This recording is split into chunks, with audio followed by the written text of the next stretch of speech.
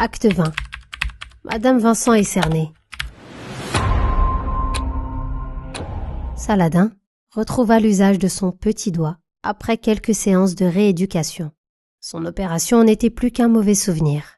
La fin de l'année scolaire était proche. Il ne restait qu'un petit mois avant l'arrivée des vacances d'été. Comme la rentrée, la fin d'année était, pour les enseignants et le personnel administratif, particulièrement chargée. Entre les conseils de classe, les décisions d'orientation, les inscriptions des futurs élèves, la préparation des effectifs de la prochaine rentrée, etc. La pression était forte, et l'établissement tout entier bouillonnait. Monsieur Alcade était sur le pied de guerre, et pour différentes raisons en plus de celles énumérées ci-dessus. En effet, les fins d'année coïncidaient aussi, pour les enseignants, aux notations si précieuses pour la suite de leur carrière, à leur demande de mutation, et, le cas échéant, à une montée en grade au sein de l'établissement en se voyant confier différentes responsabilités. Monsieur Alcade était particulièrement nerveux et soucieux. Il fut convoqué Madame Vincent à son bureau. Cette dernière attendait une nouvelle importante qui devait lui être signifiée par le principal en personne de vive voix. Elle se rendit au bureau de Monsieur Alcade, frappa à la porte et fut invitée à entrer. Elle s'arrêta un long moment sur le seuil de la porte du bureau. Son étonnement était à son comble. Pas moins de 5 personnes, en plus de Monsieur Alcade, l'y attendaient. « Madame Vincent, je vous en prie, veuillez prendre place avec nous, » dit Monsieur Alcade. « Ne soyez pas étonnés de la présence de ces dames et de ces messieurs. Je n'ai été averti qu'à la dernière minute, et je n'ai pas trouvé le temps de vous en informer avant. »« Je vois que je suscite beaucoup d'intérêt, » ajouta Madame Vincent, non sans un brin d'ironie. « Certainement, » confirma Monsieur Alcade.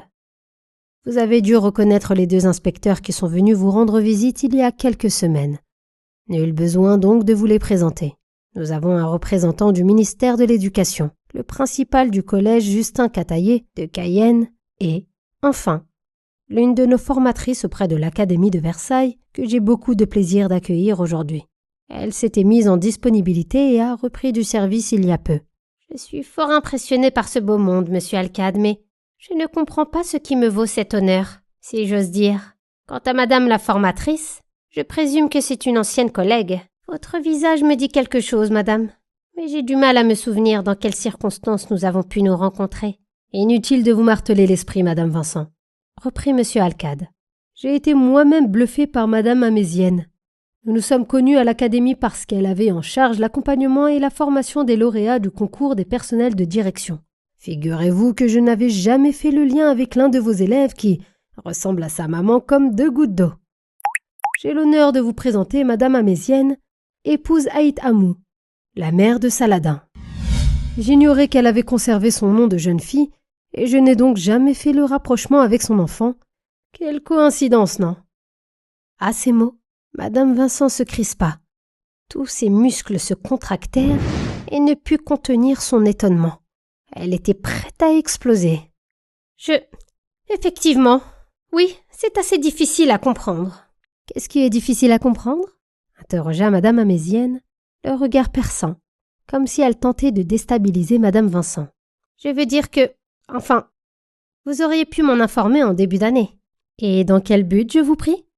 Poursuivit Madame Amézienne. Je comprends mieux. Enfin, je veux dire, les qualités montrées par Saladin en cours. C'était mon propos. Je ne suis pas ici pour parler de mon fils, Madame Vincent. Si Monsieur Alcade me le permet, je vais vous expliquer le but de notre présence parmi vous. Je vous en prie, Madame Amézienne, dit Monsieur Alcade. Merci, Monsieur le principal. Vous avez été reçu au dernier concours de recrutement des personnels de direction, ce dont je vous félicite. Merci, Madame. Vous m'envoyez très honorée, dit Madame Vincent qui ne cachait pas sa satisfaction. Néanmoins, poursuivit Madame Amézienne, un certain nombre d'éléments ont amené nos services à considérer que vous pourriez apporter votre expérience d'enseignante et vos futures nouvelles compétences de direction à un établissement qui en a grandement besoin. C'est pourquoi nous avons invité Monsieur le principal du collège Justin Cataillé de Cayenne afin qu'il puisse vous présenter votre futur établissement d'affectation. « Cayenne !» hurla Madame Vincent. « Mais je ne comprends pas. C'est impossible. Ne songez pas un seul instant à cette possibilité, Madame. Je vous prie de bien vouloir baisser d'un ton. ordonna madame Amézienne. Dois-je vous rappeler que vous êtes tenu, en tant que fonctionnaire, de vous soumettre aux décisions de votre hiérarchie? Que je sache, vous avez passé le concours en connaissance de cause. En tant que futur personnel de direction, vous n'avez pas le choix de votre première affectation. Mais être affecté à l'étranger, c'est une punition. L'étranger? Vous n'y êtes pas, madame Vincent. Vous serez en Guyane française. Cayenne, c'est la France. Ne l'oubliez jamais, conclut madame Amézienne. Je dois réfléchir, dit madame Vincent.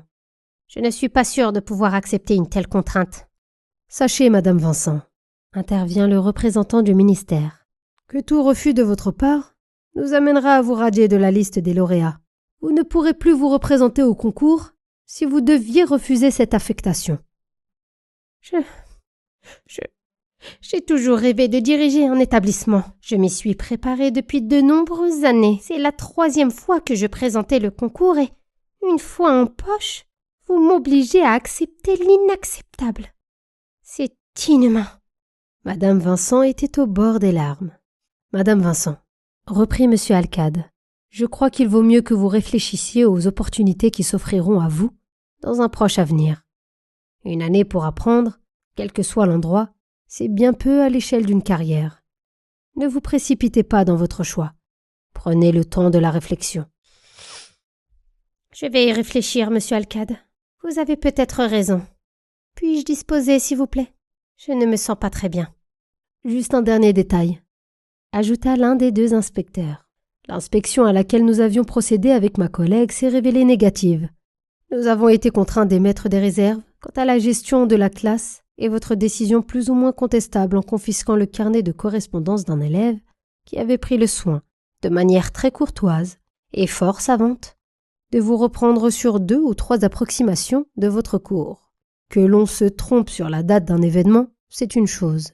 Que l'on fasse, en 10 minutes, 2 ou 3 grossières erreurs, montre que le cours avait été insuffisamment préparé. Nous reviendrons, certainement, avant la fin de l'année, pour une nouvelle inspection. Madame Vincent ne répondit pas à cette estocade verbale. Elle était complètement amorphe. Tout s'était effondré autour d'elle. Cette montagne d'arrogance avait accouché d'une souris. Ses larmes avaient séché. Ses yeux ne savaient plus pleurer. Jamais elle n'avait été confrontée à pareille situation. Elle qui, d'ordinaire, humiliait nombreux de ses élèves avec un indicible plaisir, s'était retrouvée elle-même sur le banc des accusés. Elle se croyait sur la place de Grève dans le Paris du XVIIIe siècle, cette célèbre place où l'on guillotinait en public les condamnés. Le pire dans tout cela, se disait-elle, c'est que la sentence avait été prononcée par cette madame Amézienne. Elle avait le même regard impétueux que celui de Saladin. Telle mère, tel fils, pensait-elle. Cette fierté dans la posture, cette qualité de locution qui témoigne d'une fonctionnaire aux qualités sans égales, c'était plus qu'elle ne pouvait en supporter. L'intervention de madame Amézienne fit l'effet d'une tornade destructrice sur madame Vincent. Jamais un adage populaire n'avait été aussi parlant.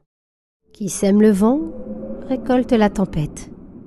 La maman de Saladin s'était comportée comme une véritable lionne. Pendant tous ces mois qu'avaient duré les humiliations répétées de son fils, elle avait avancé à pas de velours, toujours à l'affût, sans perdre de vue sa proie. Telle une lionne, elle ne s'était pas précipitée pour fondre sur l'objet de sa convoitise. Non, elle avait préféré attendre le moment opportun. Elle avait parlé de comédie à son fils. Elle venait d'en donner le plus parfait exemple. Elle avait su jouer la comédie en ne laissant rien transparaître de ses desseins. Elle triompha, c'est peu dire, de la suffisance de madame Vincent. Cette dernière était entre ses griffes. Plus rien ne pouvait la soustraire à son emprise. « Je dois aller me reposer, si vous me le permettez », conclut madame Vincent.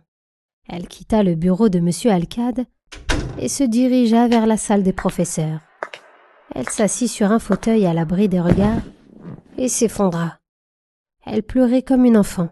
Elle pleurait de tristesse et de douleur. Tout le film de sa vie défilait dans sa tête. Arrivée si près du but pour tout cela. Elle releva la tête brusquement comme si le côté démoniaque de son âme avait pris le dessus. Elle ne pleurait plus. Le feu de la colère avait séché les larmes. À la tristesse avait fait place le désir de vengeance. Elle n'avait pas dit son dernier mot. Non. La sonnerie du collège la tira de ses pensées. Elle alla rejoindre sa salle de classe. Elle croisa M. Alcade dans les couloirs, en compagnie de Madame Amézienne, et les accosta. « Monsieur Alcade, Séville en espagnol se dit bien Sevilla, n'est-ce pas ?» interrogea Madame Vincent. « Oui, n'oubliez pas l'accent tonique, Madame Vincent. Sevilla !» répéta fièrement M. Alcade. « Ah, vous parlez d'Ishbilia, Madame Vincent. Ishbilia !» ajouta Madame Amézienne. « Ishbilia ?» répéta interloqué M. Alcade. « Oui, c'était l'appellation arabe de Séville, » répondit Madame Amézienne. « Ah, je l'ignorais, » dit M. Alcade. « Allons alors répéter Ishbilia. Madame Vincent, Ishbilia, Ishbilia » s'amusa M. Alcade. Madame Vincent repartit l'air contrarié. Cette Madame Amézienne était tout aussi coriace que son fils Saladin. Alors qu'elle avait pour objectif d'ancrer dans l'esprit de Madame Amézienne le nom espagnol de Séville, c'est elle qui réussit à faire tourner en boucle le nom arabe de Séville dans sa tête. Rien n'allait aujourd'hui. Il fallait absolument qu'elle évacue son nom de sa tête, se dit-elle. Sinon,